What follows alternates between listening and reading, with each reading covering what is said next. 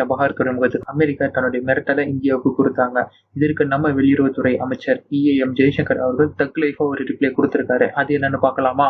சபஹார் துறைமுகத்துக்கு வாங்கினது அதை டெவலப் பண்ணி கொடுக்கறதுக்காக மட்டும்தான், அதுவும் 10 வருஷத்துக்கு தான் நாங்க டெண்டர் எடுத்திருக்கோம் அப்படின்னு அவர் சொல்லியிருக்கிறாரு. மேலும் இந்த டெவலப்மெண்ட்னால நாங்க லாபம் அடைய போறது இல்ல, நம்ம எல்லாரும் தான் லாபம் அடைய போறோம் அப்படின்னு யூஎஸையும் கூட்டு சேர்த்து தான் சொல்லியிருக்காரு. சோ இந்தியா அப்படிங்கிறது தான் செய்யும் வேலையில தான் மட்டும் பாயிண்ட் அவுட் பண்ணி லாபம் அடையாது, எல்லாருக்கும் லாபம் வர மாதிரி வேலையை தான் இந்தியா செய்யும். அதுவும் இல்லாம நீங்க சாங்ஷன் போடுறேன்னு சொன்னீங்களே, நாங்க எந்த லாங் டேர்ம் அக்ரிமெண்ட் ஈரான் கிட்ட போடல, வெறும் 10 வருஷத்துக்கான டெவலப்மெண்ட் அக்ரிமெண்ட் தான் நாங்க சபஹார் துறைமுகத்துக்காக ஈரான் கிட்ட போட்டிருக்கோம். அந்த வகையில உங்களுடைய சாங்ஷன் எப்படி எங்களுக்கு இம்ப்ளிமெண்ட் ஆகும் அப்படின்னு டெக்னிக்கலாவும் ஒரு கேள்வியை இப்ப அமெரிக்காவை நோக்கி கேட்டிருக்காரு நம்ம EAM ஜெய்சங்கர் அவர்கள்.